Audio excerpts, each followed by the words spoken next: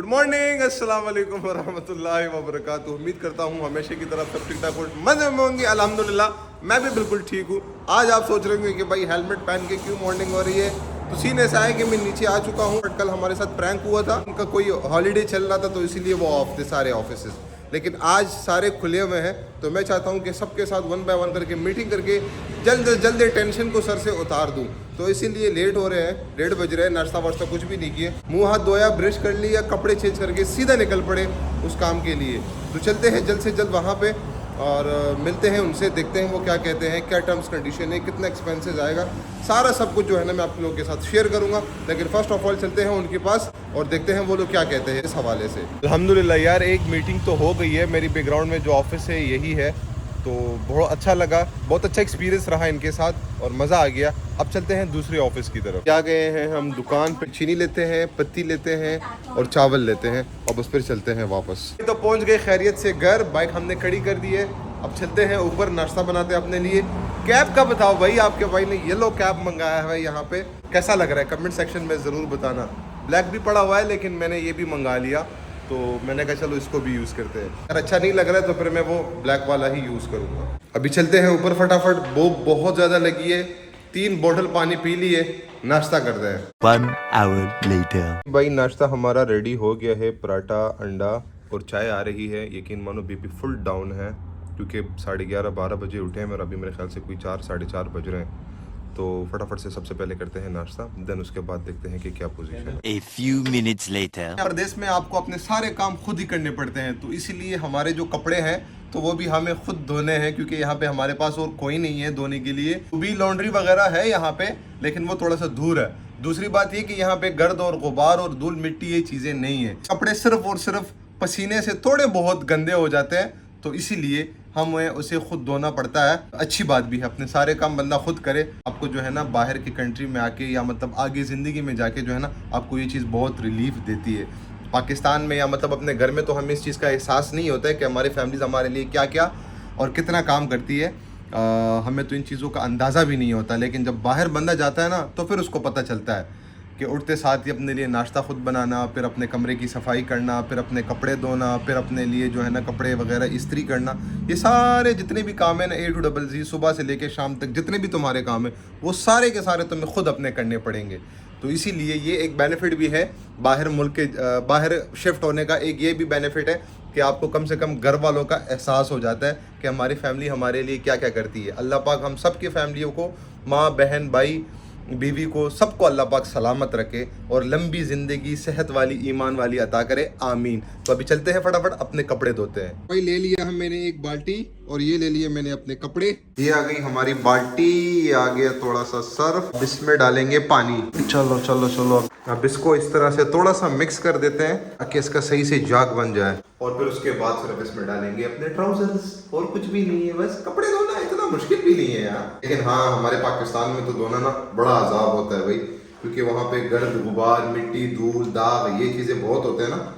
अब यहाँ पे हमारे कपड़े जो है ना 10 दिन भी अगर हम पहने तो गंदे नहीं होते, लेकिन ये है कि आपके जिस्म का जो पसीना वगैरह है वो जब उस पर लग जाता है तो फिर स्मेल्स वगैरह आता है, तो फिर अच्छा नहीं लगता है।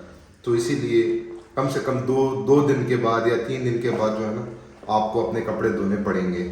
और दिखाता हूँ मैं अभी कपड़े कैसे धोते हैं।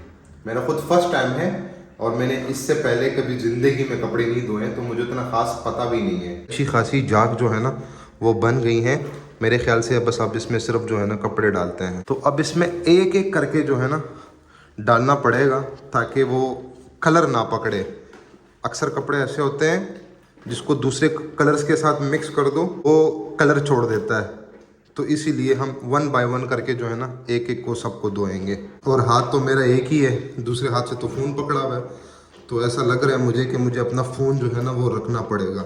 1 hour later. आपके भाई तो हो गया हूँ फाइनली, मैं कंप्लीटली रेडी, नहा धो के कपड़े भी चेंज कर लिए और आपके भाई ने सारे कपड़े धो भी लिए। दिखाता हूँ, ये रहे मेरे सारे शर्ट्स, ट्राउजर्स वगैरह। बाकी ट्राउजर्स मैंने दूसरे कमरे के बालकनी में जो है ना सुखाने के लिए डाल दिया है क्योंकि यहाँ पे स्पेस हमारे पास कम था। यकीन मानो मेरा फर्स्ट एक्सपीरियंस था और बहुत मज़ा आया। The next day. यार 2-3 दिनों से ना पाकिस्तान इंडिया की वॉर चल रही है। हम हैं भाई परदेश में और फिर स्पेशली थाईलैंड में। काफ़ी चीज़ों को हमने सोशल मीडिया पे देख लिया है और अल्हम्दुलिल्लाह अपनी भरपूर कोशिश है कि पाकिस्तान का साथ कभी भी नहीं छोड़ेंगे। जितने भी हमारे आर्म्ड फोर्सेस हैं उन सब के साथ हम शाना बशाना खड़े हैं। भाई बात ऐसी है, ये स्पेशल मैं इंडिया वालों को कहना चाहता हूँ क्योंकि मेरे ऑडियंस जो है थोड़े बहुत इंडियंस भी है। भाई बात ऐसी है कि इंसान के बच्चे बनो, अच्छी भली ज़िंदगी गुजर रही है तो गुजारने दो।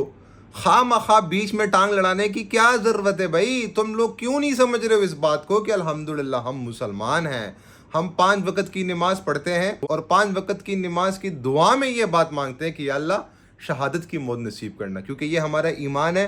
कुल्लु नफ्सिन ज़ायक़तुल मौत, हर जिंदा चीज़ को मौत आ जानी है एक ना एक दिन।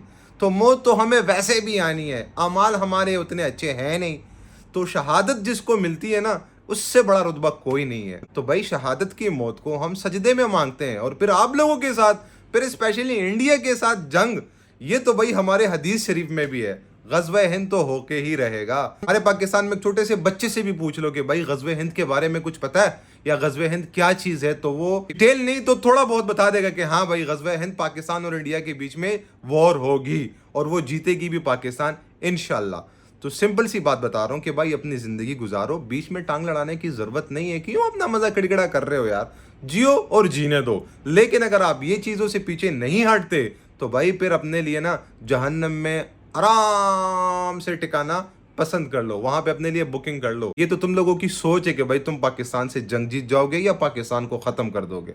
दुनिया में ऐसी कोई ताकत है नहीं जो पाकिस्तान को खत्म कर सके। महंगाई भी आती रहेगी, हालात भी खराब होते जाएंगे, गवर्नमेंट्स के अपने भी मसले मसाइल होंगे, अवाम के बीच में भी बाकी काफ़ी चीज़ें होंगी, लेकिन ख़त्म इसको कोई नहीं कर सकता। ये आप सब लोग भूल जाओ कि दुनिया के नक्शे से पाकिस्तान ख़त्म होगा, सवाल ही नहीं पैदा होता है। कहते हैं ना इट्स इम्पॉसिबल, तो वही वाला सीन है। तो मैं अगेन कहता हूं कि भाई तुम लोग हमारे एयरफोर्स का मुकाबला नहीं कर सकते हो, तुम लोग हमारे आर्मी का मुकाबला नहीं कर सकते हो, तुम लोग हमारे इंटेलिजेंस का मुकाबला नहीं कर सकते हो। सब कुछ छोड़ो, तुम हमारे अवाम के जज्बों का मुकाबला नहीं कर सकते हो भाई। तो ये ब्लॉग थोड़ा सा लेट हो गया है क्योंकि हम प्रदेश में हैं, तो थोड़ा सा लेट अपडेट हो रहा है, लेकिन फिर भी मैं अपना ये जवाब जो है ना उनको देना मुनासिब समझ रहा हूँ। तो भाई ज्यादा से ज्यादा मेरा ये जवाब जो है ना ये इंडिया तक पहुंचा दो। अभी भी उन्होंने सीज फायर के लिए जो है ना, ट्रंप बीच में कूद गए सीज फायर के लिए। क्यों? क्योंकि भाई ये इतने अच्छे नहीं है, हमारे मामू ताया अब्बू नहीं है कि ये हमारी भलाई के लिए जो है ना सीज फायर करवा रहे। उनको पता चल गया कि भाई हम तो मजाक कर रहे थे, ये तो सीरियस में शुरू हो गए भाई। प्लेन पे प्लेन गिराए जा रहे हैं, मिसाइल पे मिसाइल दाग रहे हैं, और तो और भाई ये तो कर क्या रहा है? खेतों में भाई इन्होंने अठरली फिक्स कर ली है और वहां पे जाके ना लोग ऐसे बैठ के तमाशा देख रहे हो जैसे हमारे यहाँ जो है ना मेहंदी के प्रोग्राम में कोई डांस का फंक्शन हो रहा है। ऐसा थोड़ी ना होता है भाई, ये तो जंग है दूसरी मुल्क के साथ। ऐसे सिचुएशन में लोग पता नहीं क्या क्या करते, काफी लोग डर से ही मर जाते हैं कि भाई अब तो जंग शुरू हो गई, अब तो हमारे यहाँ मिसाइल गिरेंगे, हम ऐसे मर जाएंगे। तो उसको इतनी टेंशन हो जाती है कि वो उस सदमे में मर जाता है। लेकिन अल्हम्दुलिल्लाह हमारी पाकिस्तानी अवाम को भाई देख लो, अब पूरी की पूरी सोशल मीडिया भरी पड़ी है, फेसबुक, टिकटॉक, इंस्टाग्राम, यूट्यूब, ऐसी कोई जगह नहीं है जहाँ पे इन्होंने वीडियोस ना पोस्ट की हो। देख लो भाई रिजल्ट आप लोगों के सामने है। ऐसे बैठ के एंजॉय कर रहे हैं जैसे भाई रात को हमारी शादियों में, मेहंदियों में जो है ना वो मेहंदी के फंक्शंस होते हैं, कहीं पे कबाल आए होते हैं, कहीं पे खदड़े आए होते हैं, कहीं पे लड़के खुद नाच रहे होते हैं, बाकी सारे तमाशबीन बैठ गए ना उनका तमाशा कर रहे होते हैं। तो ऐसे जी हमारी पाकिस्तानी अवाम है। अब देख लो भाई ऐसी कौम के साथ तुम लोग पंगे ले रहे हो तो फिर पटेगी तो सही ना। तो कहने का मतलब ये है कि ये जो ट्रम्प बीच में कूद के सीज फायर उसने करवा दिया ना, ये सिर्फ इसी डर की वजह से कि मोदी साहब वहां पे रोना शुरू कर दिए कि भाई हम तो मजाक कर रहे थे तो सच में शुरू हो गए, फाइनली आके जो है ना सीज फायर करवा दो। अब सीज फायर के बाद भी उन्होंने 3-4 दफा पंगे किए। तो भाई सीन ऐसा है कि यार हम पाकिस्तानियों का ना दिमाग इतना नहीं होता भाई, डू और डाई वाला गेम है। अगर करना है भाई तो सही से कूद पड़ो, 2-2 हाथ कर लेंगे, पता चल जाएगा कौन कितने पानी में। अगर नहीं करना है भाई तो फिर साइड पे आराम से बैठ जाओ, खुद भी जियो और हमें भी जिंदगी जीने दो। ऐसे फजूल में पंगे लेना जो है ना आपके लिए भी अच्छा नहीं है, हमारे लिए तो छोड़ दो, हम तो आदी हैं इन चीजों के साथ, तुम्हारे लिए हानिकारक है। आज ट्रम्प ने सीज फायर करवा लिया, कल कौन कराएगा, परसों कौन कराएगा? कहना मेरा ये है कि इंसान के बच्चे बनो, इंसान के बच्चे बनो, इंसान के। आइंदा ऐसी कोई भी जो है ना पंगा लेने से पहले 1000 दफा सोच लेना। ये जो तुम लोगों ने फीमेल पायलट भेजी है इसका क्या मतलब है यार? फिल्मों में तो तुम लोग इतनी खूबसूरत खूबसूरत बच्चियां बिठा देते हो जहाज़ों में, अब रियल लाइफ में कैसी बच्ची बिठा दी है भाई जहाज़ में, अब उसका हम क्या करें। अभिनंदन चलो फिर भी थोड़ा बहुत तो चलो समझ आ गया, लेकिन पता नहीं ये कौन सी चीज़ तुम लोगों ने जहाज़ में बिठा के पाकिस्तान भेज दी। अब उसको भी जी पकड़वा ली है।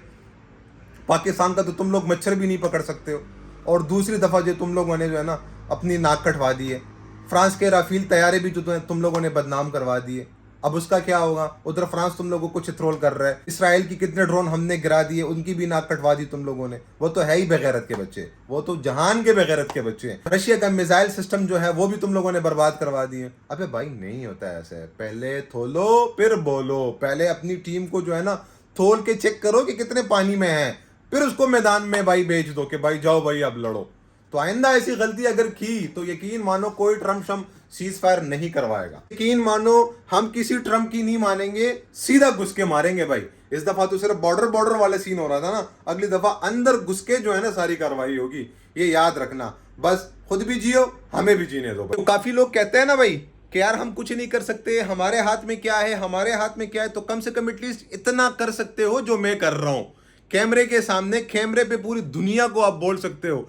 काफी अंग्रेज हर एक मुल्क में बैठ के जो है ना आज पाकिस्तान की वाह कर रहा है, पाकिस्तान को अप्रिशिएट कर रहे हैं, पाकिस्तान की आर्म फोर्सेस को दाद दे रहे हैं, पूरी दुनिया में पाकिस्तान का नाम वो रोशन कर रहे हैं। तो दाद तो बनता है। तो कम से कम एटलीस्ट इतना तो कर सकते हो कि एक वीडियो रिकॉर्ड करके अपनी सोशल मीडिया पे लगा सकते हो, क्योंकि तुम कहीं नहीं जा सकते लेकिन तुम्हारी वीडियो पूरी दुनिया में घूम रही है। तो कम से कम पाकिस्तानी होने का हक जो है ना अदा हो जाता है एक वीडियो रिकॉर्ड करके, एक मैसेज रिकॉर्ड करके। तो ठीक है भाई, बातें बहुत कर ली, अब चलते हैं जरा बाहर।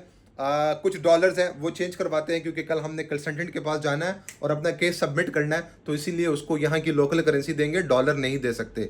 तो उसके लिए हमें बाहर जाना पड़ेगा। अब देखते हैं, बाहर तकरीबन 7-8 कंपनीज हैं एक्सचेंज वाले, तो देखते हैं जिसका रेट अच्छा हुआ उनके पास एक्सचेंज करवा देंगे। तो लेट्स गो। चलो भाई नीचे की चाबी उठाओ। मैंने बाइक की चाबी उठा ली है, अब चलते हैं नीचे। बिस्मिल्लाह तवक्कलतु अलल्लाह ला हौला वला कुव्वता इल्ला बिल्लाहिल अलिय्यिल अज़ीम। के भाई तो पहुंच गए हैं हम अपने वॉकिंग स्ट्रीट पे। आप लोग कह रहे होंगे कि भाई इसके पास थाईलैंड में या पथाया में वॉकिंग स्ट्रीट के अलावा कोई दूसरी जगह नहीं है।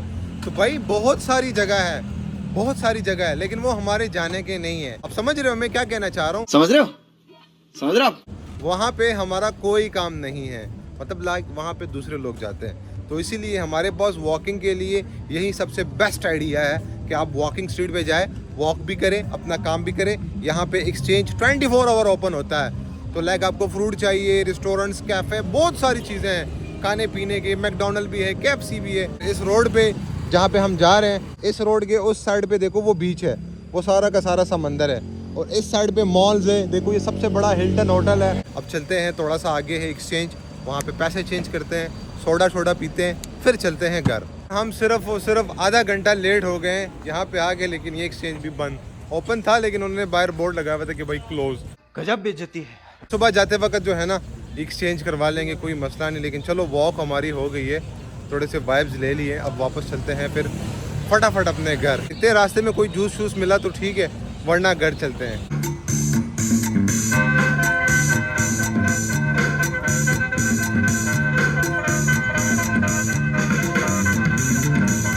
आ गए भाई अपने 7-Eleven पे। ये सारे इसके फ्लेवर्स है, अब कोई सा भी इसमें डाल सकते हो। लो भाई आज हम ये पियेंगे। हाय अल्लाह जी, पीते हैं ये जूस और लेते हैं रोड के नज़ारे, फिर चलते हैं घर। भाई पी लिया अपना जूस, अब चलते हैं घर। इस व्लॉग को यहीं पे एंड करते हैं, घर आके चेंज भी कर लिया है। उम्मीद है आज का व्लॉग आपको पसंद आया होगा। इस व्लॉग को ज़्यादा से ज़्यादा कमेंट, शेयर, सब्सक्राइब मस्ट कर देना। डिस्क्रिप्शन में इंस्टाग्राम की आईडी है, वहाँ पे जाके भाई को फॉलो कर दो। कुछ भी पूछना हो तो वहाँ पे DM कर सकते हो, भाई आपका रिप्लाई करेगा। मिलते हैं इंशाल्लाह नेक्स्ट व्लॉग में। अल्लाह हाफिज़।